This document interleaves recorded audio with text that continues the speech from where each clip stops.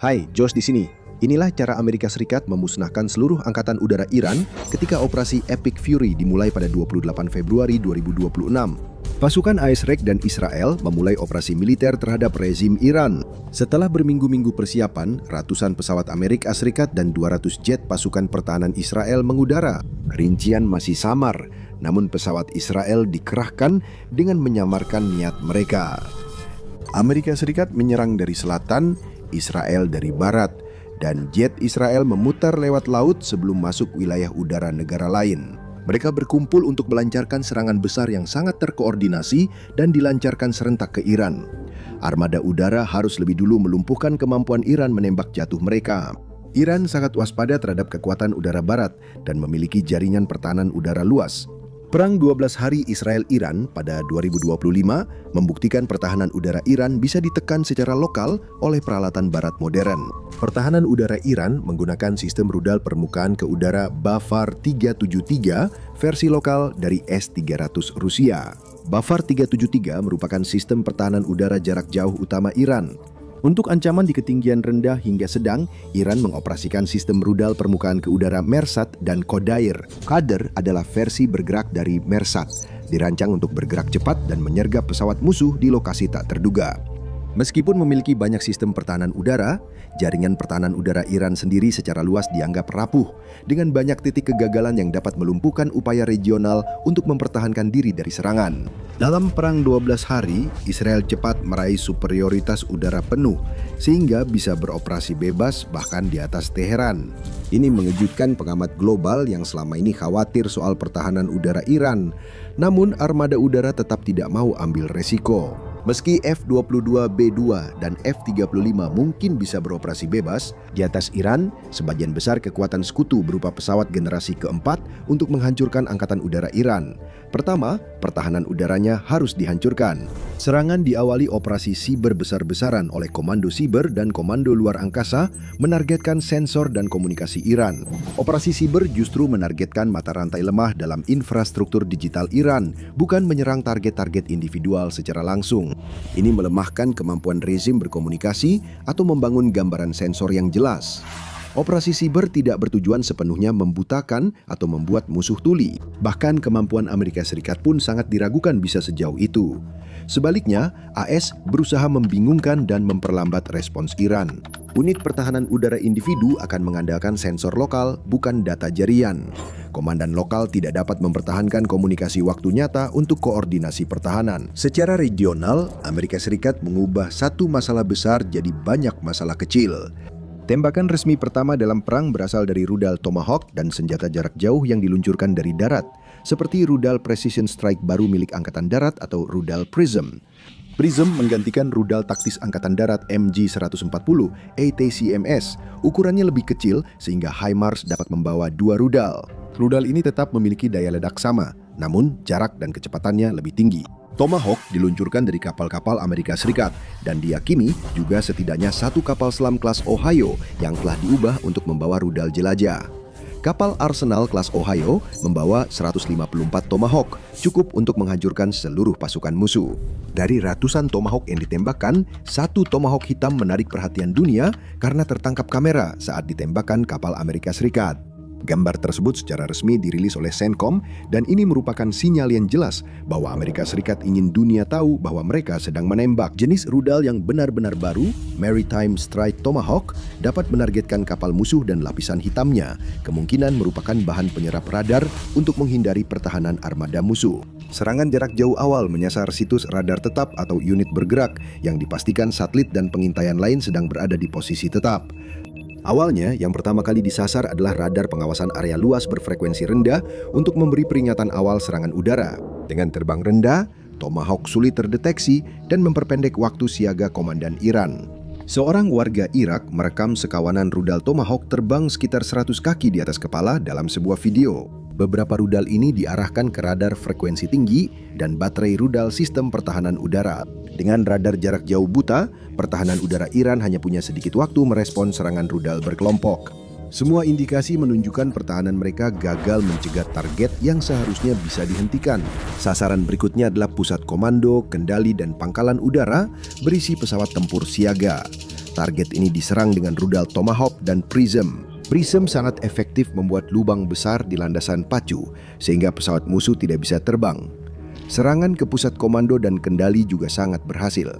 Setelah perang 12 hari, Iran melakukan latihan untuk merespons lebih cepat dan dalam skala yang lebih besar. Namun dalam konflik baru ini, respons awal mereka terpecah dan gagal berdampak strategis. Hal ini terjadi meskipun negara tersebut memiliki ribuan rudal dan kemungkinan puluhan ribu drone. Diketahui bahwa Iran telah menurunkan otoritas komando untuk melakukan pembalasan kepada komandan tingkat bawah. Itu adalah kerentanan kritis yang dimanfaatkan oleh Israel selama Perang 12 hari. Serangan balasan awal Iran yang tersebar menunjukkan AS dan Israel menyerang pusat komando dan kendali serta jaringannya dengan presisi, sehingga para komandan sulit berkoordinasi luas. Para komandan bertindak sesuai penilaian sendiri, menyebabkan banyak serangan, namun tidak cukup melumpuhkan pertahanan udara atau merusak target yang sangat terlindungi. Meskipun fasilitas dukungan Angkatan Laut di Bahrain terkena beberapa kali serangan dan mengalami kerusakan signifikan, fasilitas tersebut sebenarnya sudah sebagian besar ditinggalkan oleh Amerika Serikat, sehingga hanya dijaga dengan pertahanan yang minim. Iran gagal menembus pertahanan rudal target yang dijaga ketat. Dunia pun tegang dan situasi berkembang cepat.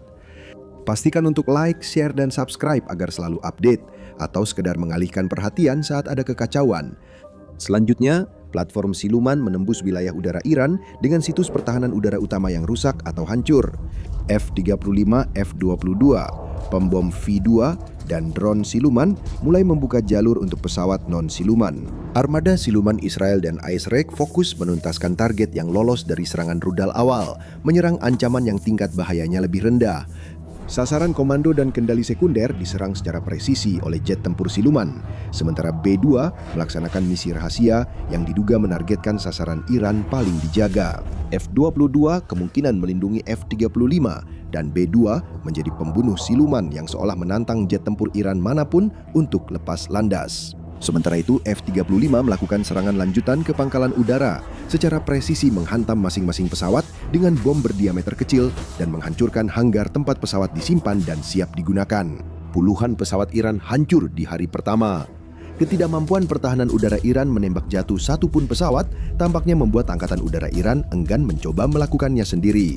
Angkatan Udara Iran ikut serta dalam serangan balasan dan nyaris menyebabkan bencana bagi pasukan sekutu. Terbang hanya 80 kaki di atas tanah, Su-24 Iran hampir mencapai pangkalan udara Al-Udeid di Qatar, pangkalan militer terbesar Amerika di Timur Tengah. Hanya 2 menit dari target mereka dan berhasil sepenuhnya menghindari pertahanan udara, Su-24 tersebut ditemukan oleh sepasang F-15 Qatar dan segera dihancurkan. Saat ini sejumlah kecil pesawat konvensional mulai beroperasi di Iran. Cencom menyatakan F-16, F-18 dan pesawat serang elektronik EA-18G turut menyerang sistem pertahanan udara terintegrasi Iran. Jet-jet ini fokus pada pertahanan bergerak yang muncul sebagai respon terhadap serangan awal, dan pertahanan itu tidak menjadi sasaran rentetan serangan rudal. Pesawat yang masuk menggunakan pod HTS atau sistem penargetan HARM yang memungkinkan mereka mendeteksi radar musuh dan menentukan lokasinya secara tepat. Misi ini sangat berbahaya, tapi Amerika Serikat kemungkinan yang terbaik di dunia dalam misi semacam ini, mengingat ketergantungannya pada kekuatan udara. Pod peperangan elektronik generasi baru kemungkinan akan digunakan di Iran, memberi peluang nyata untuk uji coba di medan perang. Target awal adalah armada besar F-4 Phantom Iran yang tersisa sejak revolusi, serta perburuan terhadap armada kecil MiG-29 buatan Rusia milik negara itu juga dimulai.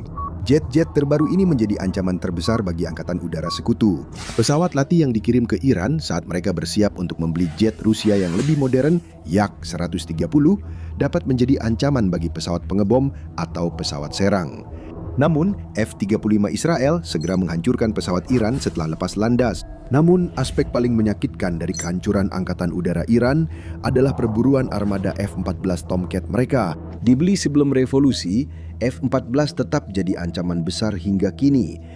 F-14 yang dirancang untuk mencegat pembom Rusia yang mengancam gugus kapal induk Amerika. Dan kecepatannya yang tinggi bisa membahayakan pesawat pendukung bahkan jet tempur Amerika Israel. Belum jelas apakah F-14 Iran masih beroperasi sebelum perang. Iran membongkar beberapa pesawat untuk menjaga armada, namun tampaknya tidak ada yang benar-benar terbang. Serangan Israel menghancurkan jet-jet di darat, sementara Amerika Serikat membongkar semua F-14 yang dipensiunkan agar suku cadangnya tidak jatuh ke tangan lain. Kini, pesawat Tomcat resmi punah. Kita tahu bahwa pada hari ketiga perang, jaringan pertahanan udara Iran sebagian besar telah hancur. Ini terbukti dari semakin seringnya jet tempur membawa JDAM dan amunisi non-stand-off lain. Setelah menguasai udara, pesawat sekutu bisa menyerang lebih dekat dan memakai senjata yang lebih konvensional dengan menerima risiko yang menyertainya. Pembersihan Angkatan Udara Iran dimulai. Pesawat serang ketinggian tinggi memakai bom berdiameter kecil untuk menghancurkan pesawat di darat satu persatu. Segala sesuatu, mulai dari pesawat angkut, pesawat tempur, hingga pesawat latih, menjadi target dalam upaya sistematis untuk menghilangkan setiap ancaman yang mungkin masih dimiliki oleh Angkatan Udara Iran. Perburuan selama 2 minggu ini begitu menyeluruh, sehingga diyakini Iran bisa membutuhkan waktu puluhan tahun untuk memiliki angkatan udara dengan ukuran yang signifikan. Angkatan Udara Iran bisa saja cepat dihancurkan di darat, namun prioritas utamanya adalah memburu dan menghancurkan peluncur rudal serta fasilitas drone. Dalam operasi yang mengingatkan pada perburuan Scud dalam operasi Badai Gurun, Angkatan Udara Sekutu memburu dan menghancurkan peluncur Iran. Pada hari keempat, peluncuran turun 90% karena efisiensi. Kota-kota rudal Iran terbukti menjadi beban berat. Ini dirancang dengan mempertimbangkan kemungkinan kehilangan superioritas udara sebagai tempat di mana rudal dapat disimpan dan diluncurkan dengan aman, terlindungi jauh di bawah tanah. Meski sulit ditemukan, jaringan pengawasan luar angkasa Amerika cepat menentukan lokasinya. Peluncuran rudal balistik terlihat jelas seperti sorotan lampu di ruangan gelap pada satelit pengawasan inframerah. Kekuatan udara Amerika menyerang pangkalan rudal yang terkubur jauh di bawah tanah, bukan langsung menghancurkannya. Serangan menargetkan pintu masuk dan keluar, menjebak kendaraan peluncur, serta meruntuhkan lorong peluncuran rudal. Sebagian besar rudal Iran tidak hancur, tapi terkubur di bawah puing sehingga tidak dapat diakses. Ada kecurigaan bahwa pembom siluman udara Amerika B-2 terlibat dalam serangan itu. GBU-57B, Massive Ordnance Penetrator, yang terkenal pertama kali dijatuhkan di fasilitas nuklir Iran saat Perang 12 Hari. Bukti menunjukkan GBU-57B mungkin juga digunakan di setidaknya satu lokasi lain. Citra satelit Talagan 2 memperlihatkan 3 titik benturan, mirip pola serangan sebelumnya. Fasilitas ini diperkuat beton dan ditimbun berton-ton tanah akibat serangan Amerika pada 2025. Citra satelit menunjukkan hal ini mungkin belum cukup untuk melindunginya. Seiring perang udara Amerika berkembang dan ancaman kekuatan udara Iran menyusut hingga nol, operasi udara telah meluas ke cakupan yang lebih besar lagi. Saat naskah ini ditulis, kekuatan udara sekutu sedang menyerang target. Pos pemeriksaan Basij kecil. Basij adalah milisi pro-pemerintah Iran yang berperan besar dalam penindasan dan pembunuhan puluhan ribu pengunjuk rasa menjelang perang ini. Walau beberapa drone hilang, serangan pada pos pemeriksaan kecil menunjukkan Angkatan Udara dan Pertahanan Udara Iran benar-benar hancur. Negara itu hanya menimbulkan ancaman kecil dari pertahanan udara yang tersisa dan bergerak yang sulit ditemukan. Untuk melihat gambaran lengkap tentang kemungkinan eskalasi operasi ini, tonton video kami Beginilah Perang Dunia III Dimulai, Amerika Serikat versus Iran, atau klik video ini.